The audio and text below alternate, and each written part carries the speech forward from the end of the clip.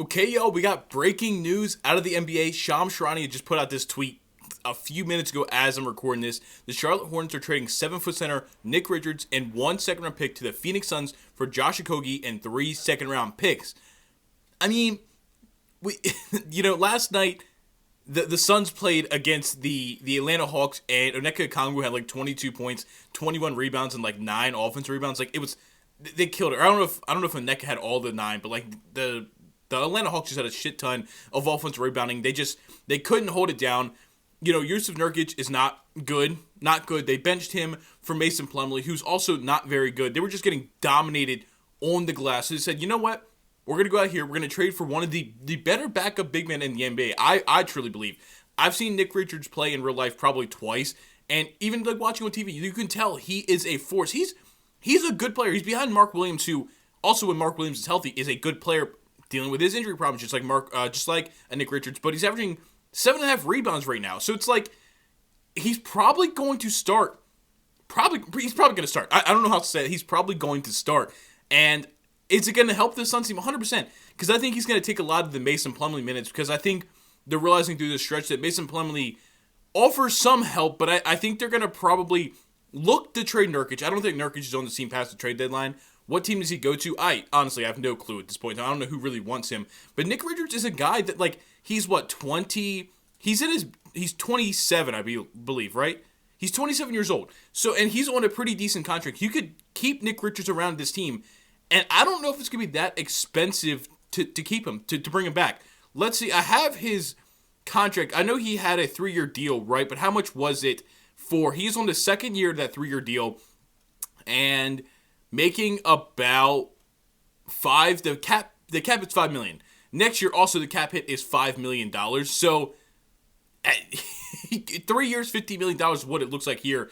3 years, $15 million for a guy like Nick Richards, who, again, it's going to be there next year. And then he'll be a free agent at 29 years old. They could re-sign him again. He's not going to be that expensive. Is he going to get more than $5 million? Sure, he might be $10 to $15 million. Will the Suns be able to afford that? We don't know. We also don't know how he's going to play for this team. But I think he should fit in this team really, really well. He's going to be a bruiser. He's going to get down. He's going to get dirty. He's going to do the offensive rebounding, the defensive rebounding. He's going to help defensively, because this Suns team is just soft. I've talked about him on this channel multiple times, especially recently. That Hawks game last night was a perfect example of just like everything that's wrong with this Phoenix Suns team. Devin Booker and Kevin Durant are phenomenal players. Bradley Beal is still a good player in this league, but they're soft, they're slow, they're lazy. Nobody really cares. Nobody's really fighting. Obviously, like, you have rookies like Ryan Dunn and Osa Iguodala. I think I say that name wrong every time, but you guys know what I'm talking about. I think Osa is going to find himself with more minutes, especially, again, if they can trade Nurkic and run more of a line with Nick Richards and Osa, and then obviously Mason Plumlee is still going to get his minutes because he is the veteran in this situation. But you could just tell they were getting outworked tremendously. A guy like Onyeka Okongwu, who we all know Onyeka Okongwu is like a good player, but he's never really been able to take the reins in Atlanta from a guy like Clint Capella. And if you aren't able to outwork and outplay Clint Capella, then, I think it's a bit of a disappointment with them for like what they've drafted Onyeka for versus what they've given him. I think it's fair to say it's been a bit of a disappointment. Not a bust by any means. Not a bad player by any means, but just a little bit more of a disappointment. And, if a guy like that can come in there and just completely outwork your team and get so many rebounds, the first Atlanta Hawk to ever have a 2020 game off the bench, if you're the Suns, that's not a good stat to have against you. And then Bobby Marks just posted this, and Shams Charania retweeted or reposted it. The second round pick details tell Shams Charania and myself to Charlotte. Let's see here. To Charlotte, a 2026 Denver second round pick, a 2031 Denver second round pick, and a 2031 Phoenix second round pick. To Phoenix, they obviously get 2025 Denver second round pick. So, okay, it looks like the Hornets didn't give up any of their own picks, just second round picks from Denver, and they got Denver's back. So, that's cool. I don't know. Is it really gonna mean much? I don't know. But yeah, he also, Shams in the tweet said, Suns land much needed help at center with Richards, who averaged 11.3 points, 10.2 rebounds, and 1.7 blocks in 9 starts this season. He shot 65% from the field over the last 4 seasons, 5th best in the NBA during that span, minimum 800 attempts. And I think on the season right now, because it said when he was starting, but on the season right now, he's averaging, I think it's like 8 and 7.5 or 9, 7.5, something like that. I'll pull it up here just because I don't want to say something wrong. Yeah, 8.9 points, 7.5 rebounds, 1.3 assists. It is on 56%, but it's only been 21 games this season. And he said he was talking about the starting games, obviously, because he dealt with that injury to start the season. On the other side, for Charlotte, I'm kind of confused what's going on in Charlotte, what direction they're trying to go. Trading Nick Richards, who's, again, like we just talked about, a good backup center, and it started for them a good amount with the injuries to Mark Williams this season, because your starter, Mark Williams, also deals with a lot of injury problems. You're trading him for Josh Okogie. I've watched enough Suns games to know Josh Okogie is an okay, is a whatever, is a fine player. And then you get a bunch of second-round picks. Like, it feels weird that Nick Richards was on the trade market. I mean, I guess you're trying to get the value for him, but I feel like Nick Richards is a guy, especially on that team-friendly contract, that could stay, that could be around that team and help build. Obviously, like, he's not going to be a cornerstone to your franchise, but you have LaMelo Ball, you have Brandon Miller, Trey Mann's been good for what he played this season. Like, you think you have something with him. Obviously, Mark Williams is good when he's healthy.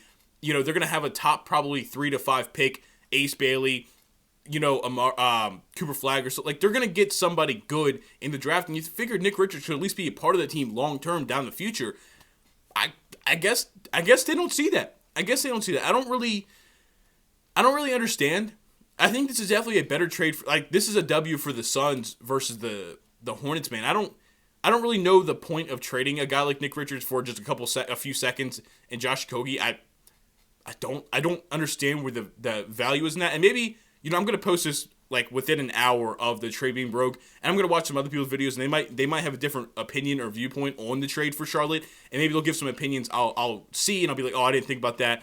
And maybe in some people's eyes it's a good trade for Charlotte. I also don't. I like the Charlotte. I like LaMelo Ball. I like Brandon Miller. I tune into a few Charlotte games, but at this point in time, they're so bad, and we're kind of in the middle of the season. I'm not really, some of the teams at the bottom of the conferences, I'm not really focusing on anymore because there's not really much value in it. So I'm not going to sit here and say I watch every Charlotte Hornets game. I'm not going to lie to you. But from what I do know and from what I do watch of them, it's like, it felt weird to give up on that guy for a couple second round picks. And, well, I don't know.